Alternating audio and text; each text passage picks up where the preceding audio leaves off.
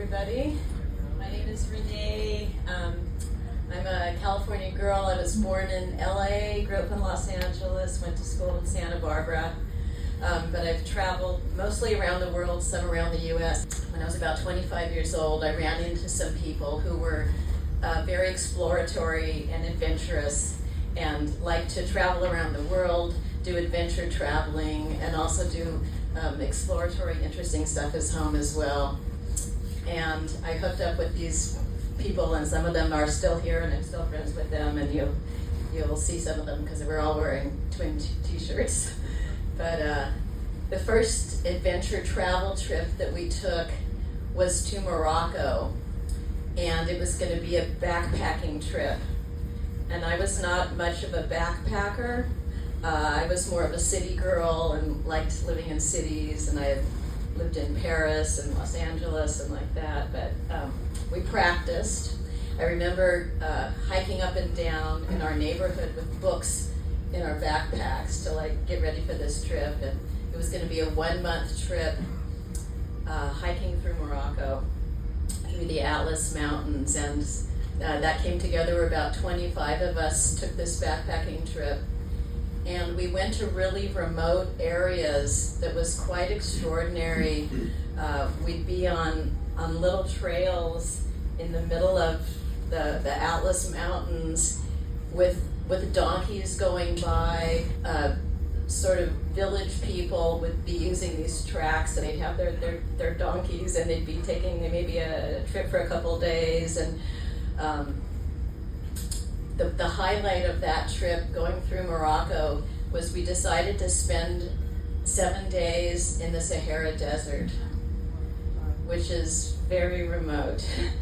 And in order to get there, we hired somebody with a camel, or I think maybe a couple camels, to carry our stuff because, we were going to be out there for a week, and we needed food and water, which was way more than we could carry because we already had our sleeping bags and sleeping pads and all that cooking equipment on our back. So I remember the morning we got together. We had slept the night before in a date palm oasis to kind of prepare for this trip. And then the next morning we got together with our camel drivers, which we had arranged for in advance.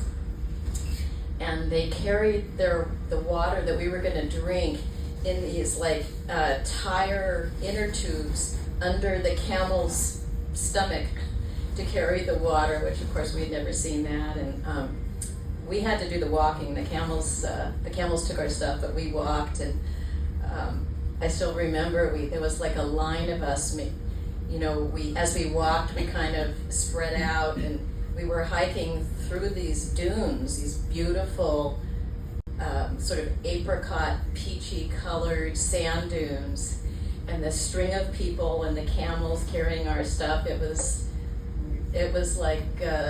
unreal, really, something from a city girl. So we spent a week in the Sahara, and it was very hot, and you pretty much couldn't wander around in the day. It was too hot, but we had canopies that provided shade, and we rested in them during the day. And then it got to be whatever time the sun set, 6 o'clock in the evening or something, the sun would set, and it would cool down, and all of a sudden it became really lovely out there.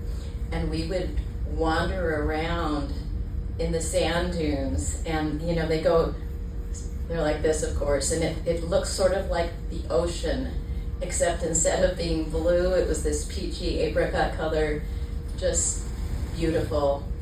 And one of the nights, there's a full moon, and the moon is up, and we had put one of our tent stakes for one of our tents. We'd put it on the top of one of the rises of the dunes with a handkerchief tied around the top, so that when we wandered out, we would be able to find our camp. So we had this pole with this little flag kind of thing at the top, so that when we're out walking, we could always climb up a sand dune and then see where the flag was, so we would know which way to walk back to find our campsite. So the camels dropped us off and said they'd come back in a week to pick us up. And it was like,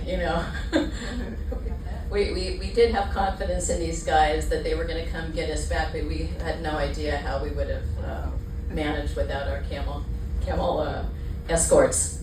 So that was the trip to Morocco. It really solidified my connection with the people that I was traveling with. It was probably the most adventurous thing that I had ever done.